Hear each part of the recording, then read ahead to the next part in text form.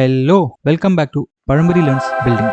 അപ്പോൾ ഇന്ന് നമ്മുടെ മെയിൻ പ്ലാൻ എന്താ വെച്ചാൽ നമ്മുടെ മെയിൻ ബേസ് ഉണ്ടാക്കിയെടുക്കാന്നുള്ളത്. അപ്പോൾ ഞാൻ ഇതുവരെ ഈ വേൾഡിൽ ബിൽഡ് ചെയ്തത് ഒന്ന് നമ്മുടെ ആ ബാക്കിൽ കാണുന്ന ഫാക്ടറിയും പിന്നെ ഒന്ന് ഈ അയൺ ഫാമൊക്കെ ആയിട്ടുള്ള ഈ ബിൽഡിങ്ങുമാണ്. എൻ്റെ സ്റ്റോറേജ് സിറ്റുവേഷൻ എന്തായാലും കുഴപ്പമായി കിടക്കുകയാണ്. അപ്പോൾ എന്തായാലും കരുതി നമുക്ക് നമ്മുടെ ബേസ് ബിൽഡിംഗ് തന്നെ തുടങ്ങിയേക്കാം. കാരണം നമ്മൾ എത്രമാത്രം ലേറ്റ് ആക്കുന്നോ നമ്മുടെ സ്റ്റോറേജ് സിറ്റുവേഷനും വേഴ്സ് ആയിക്കൊണ്ടിരിക്കും. അതാണ് നമ്മുടെ ഇന്നത്തെ പ്ലാൻ. അപ്പം ഞാൻ കഴിഞ്ഞ ദിവസം കുറച്ച് ഗ്രൈൻഡ് ചെയ്തിട്ട് നമുക്ക് വേണ്ട ഏകദേശം കുറച്ച് ബ്ലോക്കൊക്കെ എടുത്തു വെച്ചിട്ടുണ്ട്. ഞാൻ മനസ്സിൽ വിചാരിക്കുന്ന ഒരു പാലറ്റിന് വേണ്ട ബ്ലോക്സ് ആണിത്. വേറൊരു കാര്യം എന്താ വെച്ചാൽ ഞാൻ ഇതിനു വേണ്ടി കണ്ടു വെച്ചേക്കുന്ന സ്ഥലം ഇത് ഇവിടെ ആയിട്ടാണ്, പ്ലെയിൻ ആയിട്ട് കിടക്കുന്ന ഈ സ്ഥലത്ത്. പിന്നുള്ളൊരു ഓപ്ഷൻ അതിൻ്റെ മുകളിലാണ്. അതിൻ്റെ മുകളിൽ ചെയ്ത് കഴിഞ്ഞാൽ നമുക്ക് ഇവിടെ നിന്നൊക്കെയുള്ള വ്യൂവിൽ ഇത് കാരണം അത് ബ്ലോക്കായി പോകും. ഇവിടെ ഒരു വലിയ സ്ട്രക്ചർ വന്നു, ഒരു ദൂരെ ഇതുണ്ട്, ഇവിടെ ഒരു മിഡിലൊരു സ്ട്രക്ചർ. അപ്പോൾ ഒരു ഇങ്ങനെയുള്ളൊരു ഇതിലായിട്ട് കിട്ടും. പിന്നെ ഒബ്വിയസ്ലി ഇതിൻ്റെ ബാക്കിലൊക്കെ ആയിട്ട് വേറെയും ബിൽഡ് പിന്നെ വരും.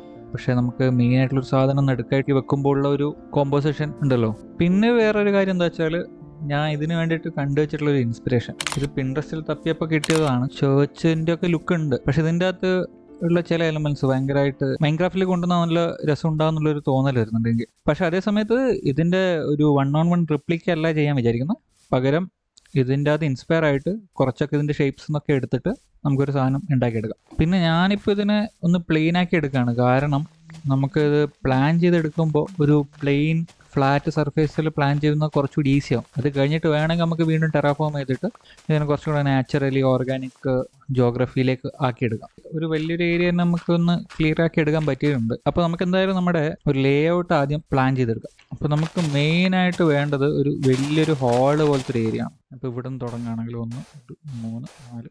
വേറൊരു കാര്യം എന്താ വെച്ചാൽ നമുക്ക് ഈ ഒരു ഷേപ്പിനോട് റിലേറ്റ് ആയിട്ട് വേണം ബാക്കിയുള്ള സാധനങ്ങളിലൂടെ ഉണ്ടാക്കിയെടുക്കാം.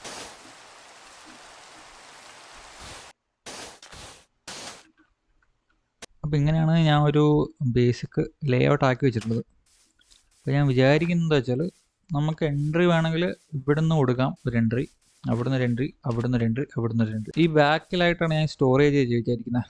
അപ്പോൾ ഈ ഏരിയ മുഴുവനായിട്ട് നമുക്ക് സ്റ്റോറേജ് ഏരിയ ആയിട്ട് യൂസ് ചെയ്യാം. ഈ ഒരു ഏരിയയുടെ മുകളിലായിട്ടായിരിക്കും ഒരു ഡോമോ പോലത്തെ സ്ട്രക്ചർ വരിക. ഇങ്ങനെയാണ് എൻ്റെ മനസ്സിൽ ഇപ്പോൾ ഉള്ള പ്ലാൻ. അപ്പോൾ നമുക്ക് എന്തായാലും ബിൽഡ് തുടങ്ങാം. Let's go.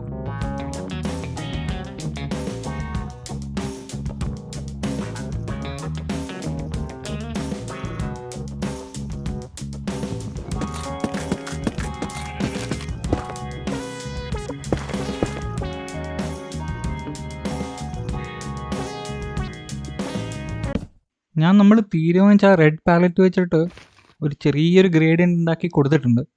എത്രമാത്രം വർക്ക് ആവുന്നുണ്ട് അറിയത്തില്ല. കാരണം ഈ ഒരു സ്കെയിലിൽ ഗ്രേഡിയൻ്റ് നല്ല വൃത്തിക്ക് കാണണമെന്നില്ല. അതുപോലെ തന്നെ നമ്മുടെ മറ്റേ കളർ പാലറ്റ് ആയിട്ടുള്ള നോർമൽ ടെറാക്കോട്ടയും ഗ്രാനൈറ്റും കൂടെ യൂസ് ചെയ്തിട്ട് നമ്മുടെ ബിൽഡിങ്ങിൻ്റെ വേറെ കുറേ ഭാഗങ്ങൾ നമ്മൾ ചെയ്യാണ്. എസ്പെഷ്യലി നമ്മുടെ ഡോമിൻ്റെ ഒക്കെ ഭാഗങ്ങൾ.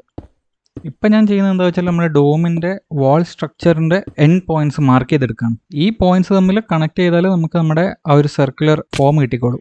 ഈ ഒരു ഭാഗത്തും ഈ ഗ്രേഡിയൻ്റ് അത്ര നല്ല വൃത്തിക്ക് വിസിബിൾ ആവണം എന്നില്ല. കാരണം നമ്മൾ 2 ബ്ലോക്സ് മാത്രമാണ് യൂസ് ചെയ്യുന്നത്. അതിലാണെങ്കിൽ കളറിൽ തന്നെ ഒരു ക്ലിയർ ഡിഫറൻസ് ഉണ്ട് താനും. അതുകൊണ്ട് തന്നെ ക്ലോസ് ആയിട്ട് നോക്കുമ്പോൾ അത്ര വൃത്തി കാണണം എന്നില്ല. അതേ സമയത്ത് കുറച്ച് ദൂരെ നിന്നൊക്കെ നോക്കുമ്പോൾ ആ ഗ്രേഡിയൻ്റ് കുറച്ചും കൂടെ വിസിബിൾ ആയിരിക്കും. മെഷർമെൻ്റ് ഒന്നും ഇല്ലാതെയാണ് ഞാൻ ഈ സർക്കുലർ ബാർട്ട് ഉണ്ടാക്കി തുടങ്ങിയത്. അത് കുറച്ച് പണി പാളിക്കുന്നുണ്ടോ സംശയമുണ്ട്. ഇത് കണക്ട് ചെയ്ത് കഴിഞ്ഞിട്ട് മനസ്സിലാകത്തുള്ളൂ ഇത് സർക്കിളായോ അതോ ഓവൽ ഷേപ്പിലാണോ കിടക്കുന്നതെന്നുള്ളത്. ഇല്ല, വലിയ കുഴപ്പമില്ല. സർക്കുലർ തന്നെ ആയിട്ടുണ്ട്. പക്ഷേങ്കിൽ ഞാൻ വിചാരിച്ചതിലും ചെറിയ സൈസിലാണ് ആയിട്ടുള്ളത്. ഇനി വേണമെങ്കിൽ അതിനൊന്ന് മുറിച്ചിട്ട് വലുതാക്കണം, അല്ലെങ്കിൽ ഇങ്ങനെ തന്നെ വെക്കണം എന്ന് തീരുമാനിക്കണം. നമുക്കെന്തായാലും ബാക്കിയുള്ള വാൾസ് കൂടി ഫില്ല് ചെയ്ത് കൊടുക്കാം.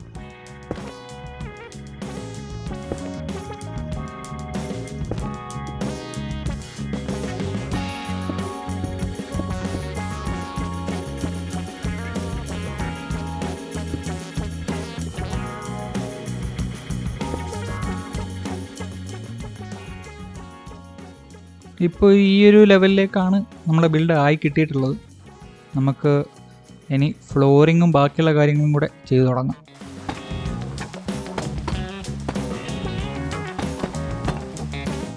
ഇപ്പോൾ റൂഫ് ചെയ്ത് തുടങ്ങിയിട്ടുള്ളത് കുറച്ച് ഡാർക്കായിട്ടുള്ള കളർ തന്നെ യൂസ് ചെയ്യണം, അല്ലാതെ വേറെ ഏത് യൂസ് ചെയ്താലും വളരെ ഓഫായിട്ട് തോന്നും. അപ്പോൾ പിന്നെ തിരിച്ച് അതേ പാറ്റേണിലേക്ക് പോകേണ്ടി വന്നു. പിന്നെ ഞാൻ എന്താ ചെയ്ത് വെച്ചാൽ ഇത് നോർമൽ ഡീപ്പ് സ്ലേറ്റ് ബ്ലോക്കും കോബിൾഡ് ഡീപ്പ് സ്ലേറ്റിൻ്റെ സ്റ്റെയർസും മാറി മാറി യൂസ് ചെയ്തതാണ്. അപ്പോൾ ഈ ഷാഡോ വരുന്ന ഭാഗങ്ങളിൽ കുറച്ചുകൂടി ഡാർക്കായിട്ടുള്ള സാധനം യൂസ് ചെയ്തിട്ട് ബാക്കിയുള്ള സ്ഥലത്തും നോർമൽ ബ്രിക്സ് ആണ് യൂസ് ചെയ്യുന്നത്.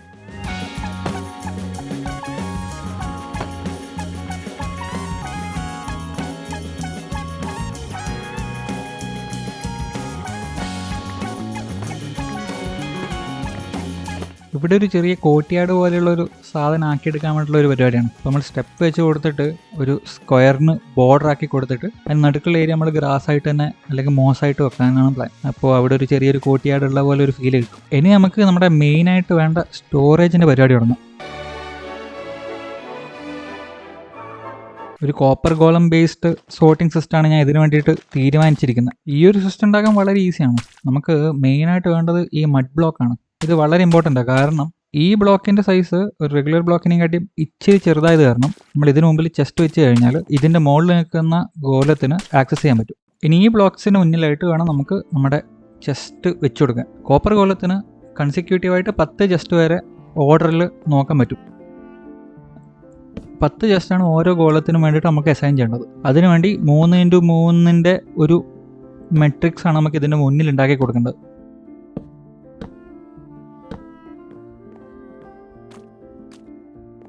അവസാനത്തെ ചെസ്റ്റ് നമുക്ക് ഇതിൻ്റെ സൈഡിലേക്കായിട്ട് വെക്കണം. ഈ ചെസ്റ്റിലേക്കാണ് നമുക്ക് ഇവിടെ സോർട്ട് ചെയ്യാൻ പറ്റാത്ത സാധനങ്ങൾ നമ്മൾ ഗോലം കൊണ്ടുപോയി ഇടേണ്ടത്. അതുകൊണ്ട് തന്നെ ഇതിൻ്റെ താഴെ നമ്മളൊരു ഹോപ്പർ വെച്ചിട്ട് നമുക്കതിനെ അടുത്ത ഗോളത്തിൻ്റെ ചെസ്റ്റിലേക്ക് കണക്ട് ചെയ്യണം. ഇനി നമുക്ക് ഗോളത്തിന് ഇതിൻ്റെ ഉള്ളിലേക്ക് കൊണ്ടിടാം. ഇനി മെല്ലനെ അതിൻ്റെ ചെസ്റ്റ് പൊട്ടിച്ചെടുത്തിട്ട് വേണം നമുക്കതിനെ അതിൻ്റെ ഫസ്റ്റ് ചെസ്റ്റായിട്ട് കൊണ്ടുവെക്കാൻ. ഈ ചെസ്റ്റ് ഇവിടെ വെച്ചു. ഞാൻ ചെസ്റ്റിൽ വന്നിട്ട് ഗോലം വന്ന് സാധനം എടുത്ത് നോക്കിക്കോളും. ഇവിടെ നിന്ന് രക്ഷപ്പെടാതിരിക്കാൻ വേണ്ടിയിട്ടാണ് ഇവിടെ ഈ ഹാഫ് ബ്ലോക്സ് വെക്കുന്നത്. അല്ലെങ്കിൽ അത് പിടിച്ച് കയറി ഗോളത്തിന് അവിടെ നിന്ന് രക്ഷപ്പെടാൻ പറ്റും. ഇനി ഇതേ സാധനം നമുക്ക് കുറേ റെപ്ലിക്കേറ്റ് ചെയ്യണം.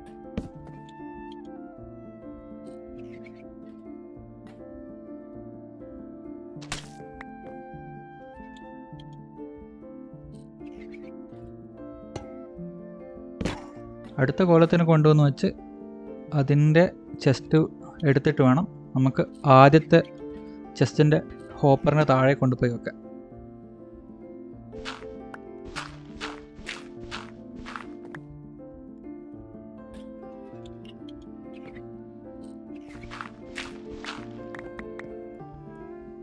ഇനി ഇതേ സാധനം നമുക്ക് റെപ്ലിക്കേറ്റ് ചെയ്തിട്ട് ആവശ്യത്തിന് വേണ്ടത്ര വലുതാക്കാം. ഇനി ജസ്റ്റ് നമ്മൾ സോർട്ട് ചെയ്തതിന് ശേഷം നമുക്ക് ഐറ്റം ഫ്രെയിംസ് വെച്ചിട്ട് ഇതിനെ മാർക്ക് ചെയ്ത് കൊടുക്കാം. ഞാൻ ഈ ഒരു മോഡ് യൂസ് ചെയ്തിട്ട് ഐറ്റം ഫ്രെയിമിനെ ഹൈഡ് ചെയ്യാനാണ് പ്ലാൻ. അപ്പോൾ നമ്മൾ ഇതിലൊരു സാധനം കൊണ്ടുവന്ന് വെച്ച് കഴിഞ്ഞാൽ ആ ഐറ്റം ഫ്രെയിം ഇൻവിസിബിൾ ആവും. അത് കുറച്ചുകൂടെ ക്ലീൻ ആയിട്ടുള്ള ഒരു ലുക്കിന് വേണ്ടിയിട്ട് മാത്രമാണ്. ഇവിടെ ബാക്കിയുള്ള കുറച്ച് ഡെക്കറേഷൻ കൂടെ ചെയ്ത് കഴിഞ്ഞാൽ ഈ ബേസിൻ്റെ പണിയും കുറച്ചുകൂടെ മുന്നിലേക്ക് പോകും. ഇത് മൊത്തമായിട്ട് കംപ്ലീറ്റ് ആയിട്ടുള്ള കുറേയൊക്കെ വർക്ക് ബാക്കിയുണ്ട്. ഇതിൽ എനിക്ക് കുറച്ച് ചേഞ്ചസ് വരുത്തണം എന്നുള്ള ആഗ്രഹമുണ്ട്. അതാണ് ഞാൻ പിന്നെ മുഴുവനായിട്ട് കംപ്ലീറ്റ് ചെയ്യാത്തത്. ഇതിൻ്റെ അകത്ത് വന്നു കഴിഞ്ഞാൽ ഇങ്ങനെയാണ് ഇപ്പോൾ ഇൻറ്റീരിയർ. ഇതിലും കുറേ അധികം പണികൾ ചെയ്യാനുണ്ട്. ഇപ്പോൾ ഇത് ഒരു ഫങ്ഷണാലിറ്റിയുടെ പേരിൽ മാത്രം ആക്കി വെച്ചിട്ടുള്ളതാണ്. ഇതിൻ്റെ ഒരു സെക്കൻഡ് ഫ്ലോറിൻ്റെ ഏരിയ റെഡിയാക്കാനുണ്ട്. അതുപോലെ തന്നെ നമുക്ക് ഫർണസ് സിസ്റ്റവും ഒക്കെ ഇതിലേക്ക് ആഡ് ചെയ്യാനുണ്ട്.